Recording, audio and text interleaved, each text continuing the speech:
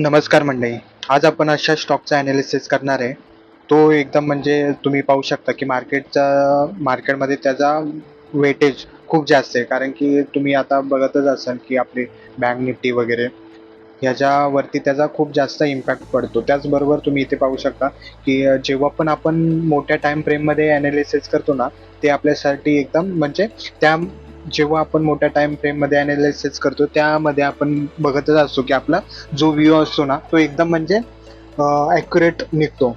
त्याचबरोबर आपण जेव्हा इंट्राडे वगैरे करतो, जेव्हा छोट्या टाईम फ्रेममध्ये येतो, जसं की 5 मिनिटं, 15 मिनिटं किंवा 30 मिनिटाच्या टाईम फ्रेममध्ये आपण जेव्हा पण तुम्ही मोठ्या टाईम फ्रेममध्ये ॲनालिसिस कराल ना, तेव्हा तुम्ही त्या स्टॉकचा एकदम चांगल्या प्रकारे ॲनालिसिस करू शकता. त्याचबरोबर तुम्ही इथे पाहू शकता की हा HDFC बँकचा स्टॉक आहे आणि गेल्या काही महिन्यापासून तो कंटिन्यू त्यामध्ये सेलिंग पाहायला मिळते आपल्याला आणि ही सेलिंग अजून पण थांबलेली नाही. आणि त्याचबरोबर एक गोष्ट लक्षात घ्या ना, तर तुम्ही इथे पाहू शकता की हा जो सपोर्ट आहे ना 737चा, तो मार्केटसाठी ह्या स्टॉकसाठी खूप इम्पॉर्टंट आहे.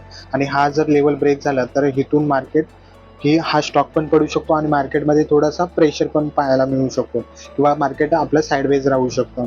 कारण की हा स्टॉकचं वेटेज खूप जास्त आहे. आणि त्याचबरोबर तुम्ही इथे पाहू शकता की हा स्टॉक इथे एवढ्या फॉल नंतर हा स्टॉक इथे स्वतःला कन्सोलिडेट करतो. म्हणजे एक इथे तुम्ही पाहू शकता की जोपर्यंत हा या कन्सोलिडेशनचा ब्रेकआउट करत नाही, एक तर अपसाईडला किंवा डाऊन साईडला, तोपर्यंत आपल्याला एक शार्प मोमेंट भेटू शकत नाही. त्याचबरोबर तुम्ही इथे पाहू शकता की जो हा आपल्यासाठी सपोर्ट आहे ना 727चा, तो खूप इम्पॉर्टंट असणार आहे येणाऱ्या दिवसात.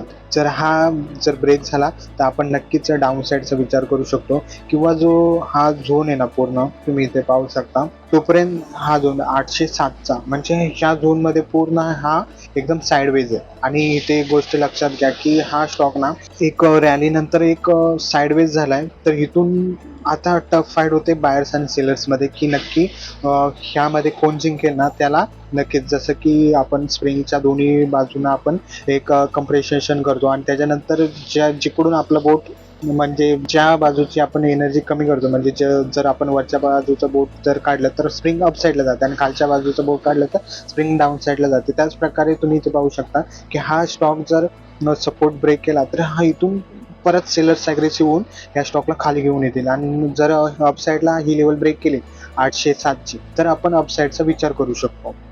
तर येणाऱ्या दिवसात हा जो झोन आहे ना साईडवेजचा, तो खूप इम्पॉर्टंट काम करेल बायर्स आणि सेलरसाठी. आणि ह्यामध्ये जर ॲग्रेसिव्ह व्हायचं असेल तर ह्या लेवलचा नक्कीच वेट करायला पाहिजे ब्रेक होण्याचा.